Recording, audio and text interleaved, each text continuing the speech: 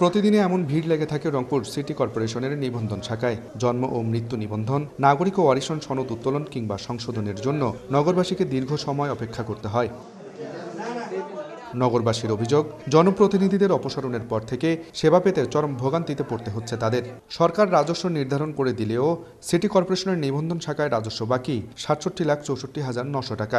দীর্ঘদিনেও বকেয়া পরিশোধ না করায় সার্ভারে নিবন্ধন সীমিত করে দেয় স্থানীয় সরকার মন্ত্রণালয়। এতে ভোগান্তি আরও বেড়েছে। মৃত্যু সনদ করতে গেলে কোথাও কিন্তু ওয়ারিশনের কথা উল্লেখ নাই, কিন্তু ওনারা ওয়ারিশন ছাড়া মৃত্যু সনদ জমা নেবে না। ৯ নং ওয়ার্ডে যিনি দায়িত্বরত ছিলেন, উনি আজকে আসে, কালকে আসে, মানে আসে না, আবার ওনাকে ফোন দেওয়া হয়, ওনাকে ফোনের মধ্যেও পাওয়া যায় না। 2 দিনে 4 দিনেও আসি ঘুরি যাই, ফোন দিলে পরে কথা বলবো, এইভাবে আমাকে হয়রানি করতেছে। নাগরিক সমাজের প্রতিনিধিরা বলছেন, সমস্যা সমাধানে দ্রুত ব্যবস্থা না নিলে জনদুর্ভোগ আরও প্রকট আকার ধারণ করবে।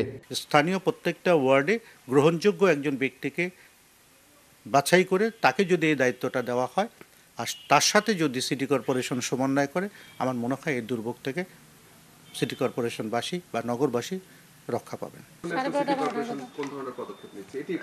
আপনি আমার সময় নিয়ে আসেননি তো, তাই না? আমি 12:30 ওঠার কথা বলছিলাম, কোন একটা বাজে। অর্ধেক পাউডারে দ্বিগুণ উজ্জ্বলতা, নতুন রিন অ্যাডভান্সড অর্ধেক পাউডারে দ্বিগুণ উজ্জ্বলতা। এ নিয়ে জানতে চাইলে ক্যামেরার সামনে কোনো কথা বলতেই রাজি হননি প্রতিষ্ঠানটির প্রধান নির্বাহী কর্মকর্তা।